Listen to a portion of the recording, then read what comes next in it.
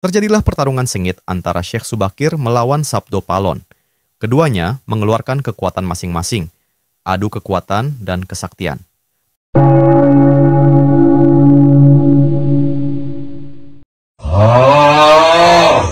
Halo CS-CS-ku, hari ini gue akan bercerita tentang Sabdo Palon dan Syekh Subakir. Penasaran gak sayangku? Mari kita cerita.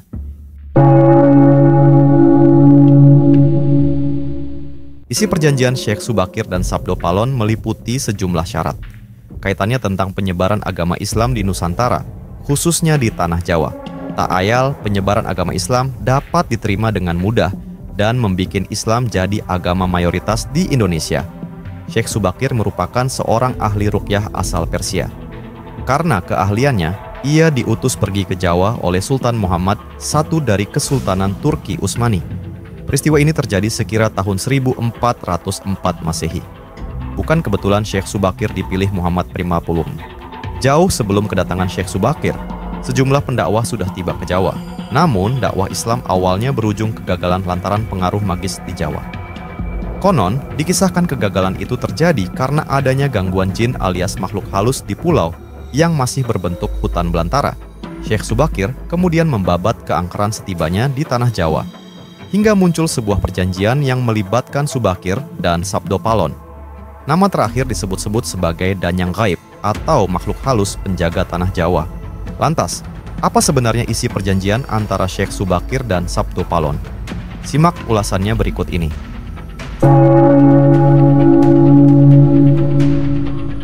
Kisah kesaktian Syekh Subakir dimulai dari syiar Islam Sultan Muhammad I sebagai pemimpin kekhalifahan Turki Utsmani.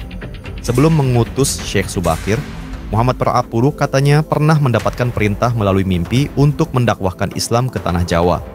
Kemudian, masih dalam pembahasan mimpinya, Muhammad Primapulung memerintahkan penyebaran Islam ke Jawa.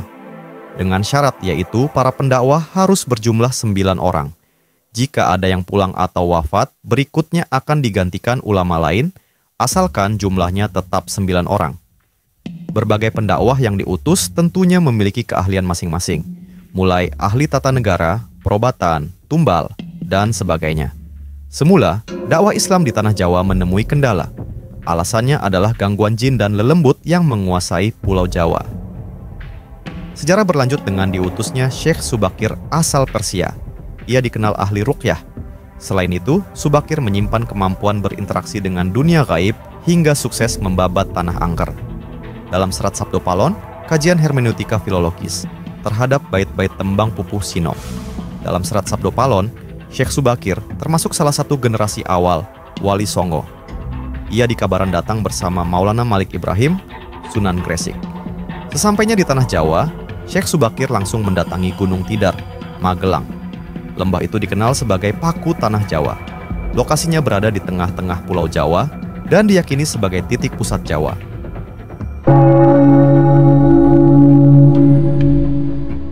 Untuk dapat menyebarkan agama Islam di Tanah Jawa, Syekh Subakir harus melawan jin-jin dan makhluk halus yang menguasai Tanah Jawa, di mana pada saat itu Tanah Jawa masih berupa hutan belantara yang dibuni jin-jin dan makhluk halus yang sangat jahat. Dengan karomah yang dimilikinya dan atas izin Allah Subhanahu wa Ta'ala, akhirnya Syekh Subakir mampu mengalahkan jin-jin dan makhluk halus tersebut.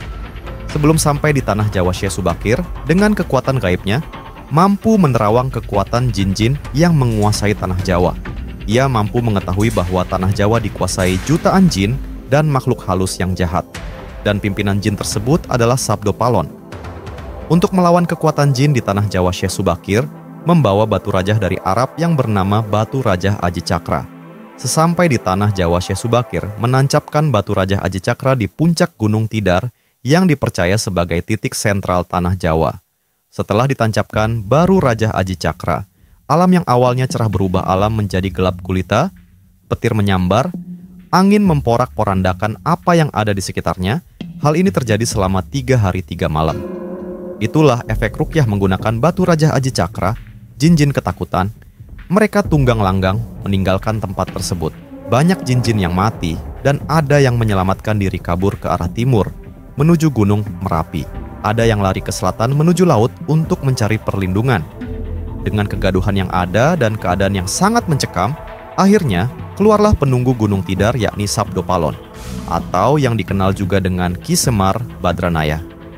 Sabdo Palon merupakan penunggu tanah Jawa yang bersemayam di Gunung Tidar Magelang. Ia keluar berhadapan dengan Syekh Subakir. Terjadilah pertarungan sengit antara Syekh Subakir melawan Sabdo Palon.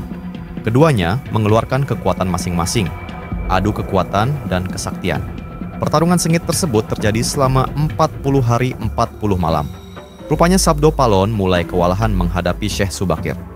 Pertahanannya mulai lemah, akhirnya Sabdo Palon pun mengajak berunding Syekh Subakir.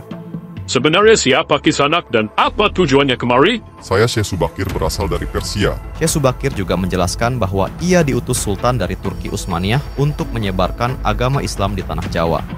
Dari hasil perundingan tersebut, Sabdo Palon mengajukan syarat diantaranya mengizinkan Syekh Subakir dan ulama lain untuk berdakwah. Ulama boleh menyebarkan agama Islam di tanah Jawa dengan syarat tidak memaksa.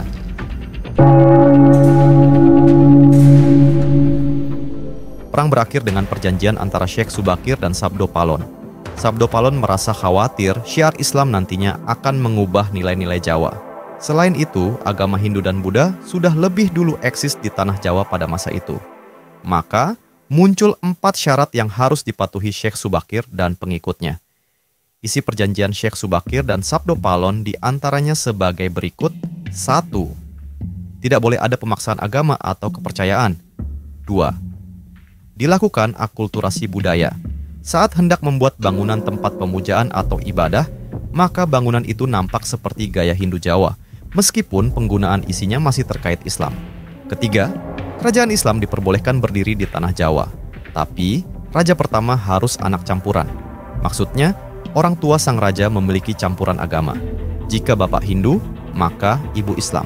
Sebaliknya, apabila bapak Islam, maka ibu Hindu. 4. Tidak boleh mengubah orang Jawa menjadi seperti Arab. Orang Jawa tidak boleh kehilangan nilai Jawa. Jika kepribadian itu hilang, maka Sabdo Palon akan datang lagi dan membuat goro-goro alias keributan.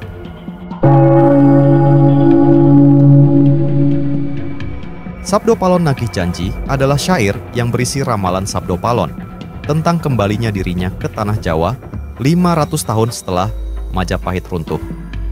Syair ini terdapat di akhir serat jangka Sabdo Palon. Dalam syairnya, Sabdo Palon menyatakan bahwa 1.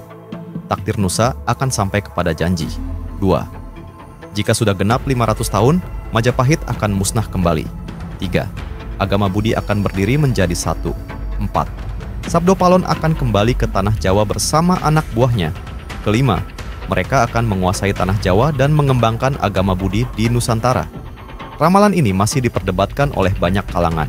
Sebagian tidak mempercayainya, namun sebagian lain justru sangat menanti kedatangannya.